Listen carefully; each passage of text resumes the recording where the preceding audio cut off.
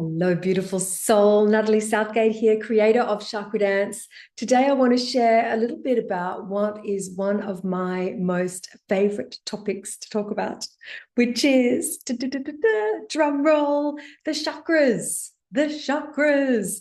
I just take it for granted. I take it for granted that these chakras, the chakra system, are just so much a part of my everyday life. And that I often forget that that's not the case for everybody. So I just wanted to come today and just share a little bit about the chakras and how they can work for you in a real day-to-day kind of way, not just in this kind of esoteric way that many of us know about the chakras. When I first discovered the chakras many, many years ago, well over 30 years ago, I felt like I had discovered gold. Seriously. I couldn't believe that such a map, because that's what it is. It's a system, it's a map, that this map existed. And then I didn't know about it, that I'd gone through my whole life. And here I was in my late 20s learning about this map.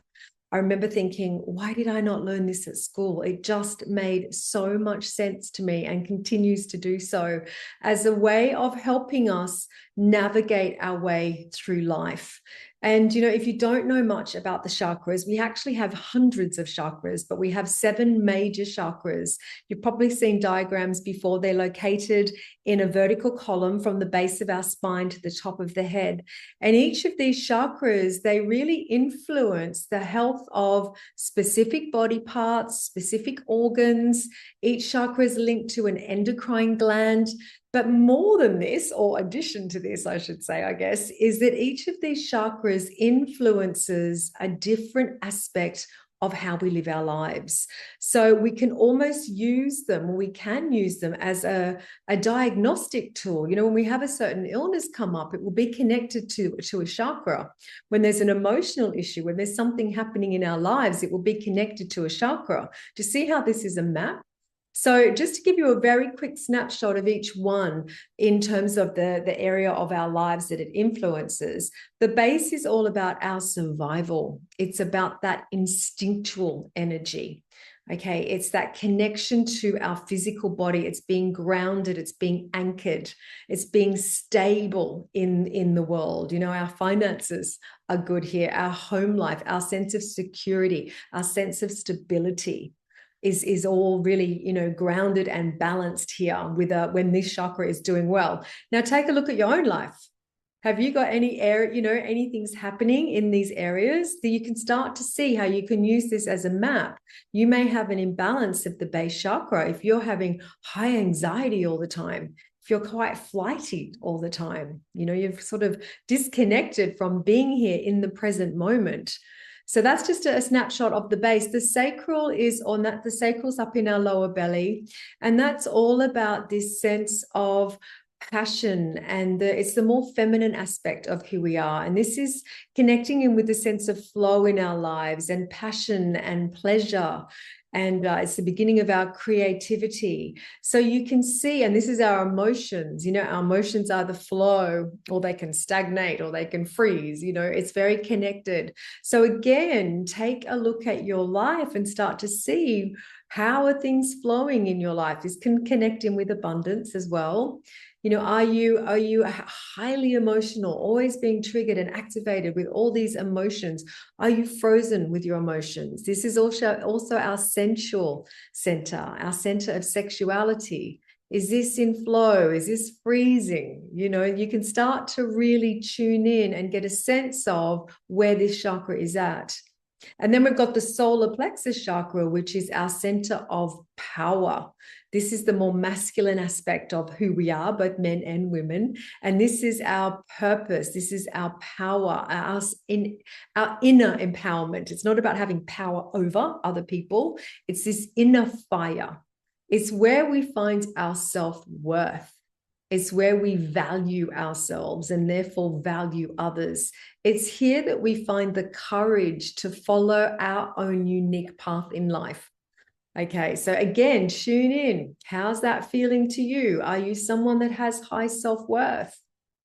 A lot of people I know, a lot of people I work with, a lot of us struggle here with this solar plexus. This is like the center of the ego. Okay, so we need an ego. It's a good thing to have, but it all needs to be in check. So that's a little snapshot of the solar plexus. Then we have the heart. And as you can imagine, the heart is about love. It's about love. It's about forgiveness. It's about compassion. It's also for all of those things for ourselves. How many of us are so critical and harsh with ourselves? So again, you can start to feel into, what are your relationships like?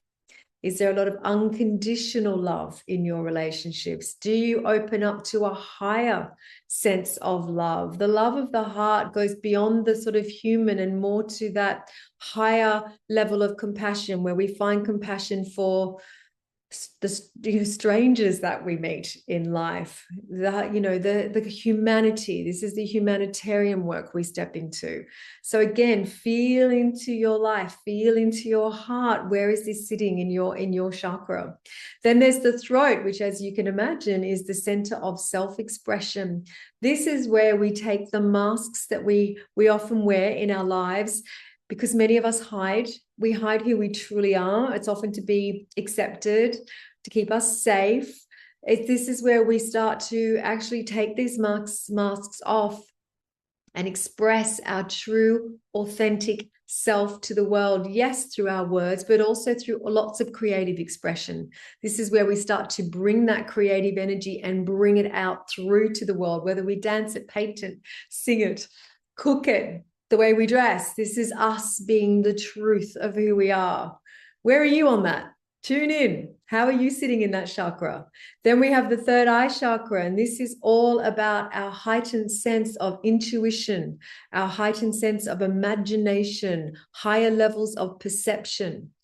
Okay, this is where we balance the logical brain and the intuitive brain together, where we really trust the intuitive insights. We're very open to the synchronicities happening in our lives, to the chance encounters, to those signs that come in. We're able to use our imagination to create a vision for our lives, create a blueprint to command the life we want, to dream it into existence. This is where we start to remove the limiting beliefs. We all have limiting beliefs, unconscious. Many of them are unconscious. This working with this chakra, it starts to illuminate, it starts to reveal what are these unconscious limiting beliefs that are holding us back, so that we can change them and dream a new life into existence. Tune in. What's your life looking like? Is this something that you are working with? This will give you a sense of where your third eye chakra is at. Then we have the crown chakra.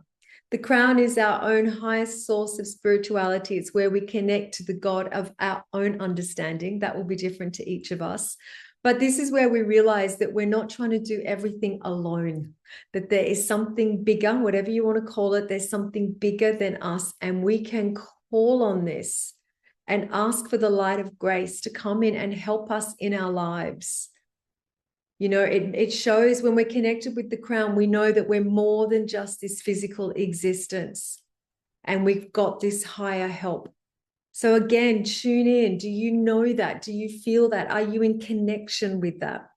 So can you see, when I discovered this map and went, wow, I can look at this map and really clearly see, and that's just one level. Then you can look at all the physical sort of symptoms you have. Then you can look at the endocrine system. It's this diagnostic map where you can really get a sense of, where am I? And the map, the whole map together, encompasses the whole of human experience. So the more we're working on the chakras, working on clearing, balancing, we're actually bringing our whole lives, our whole being into fullness.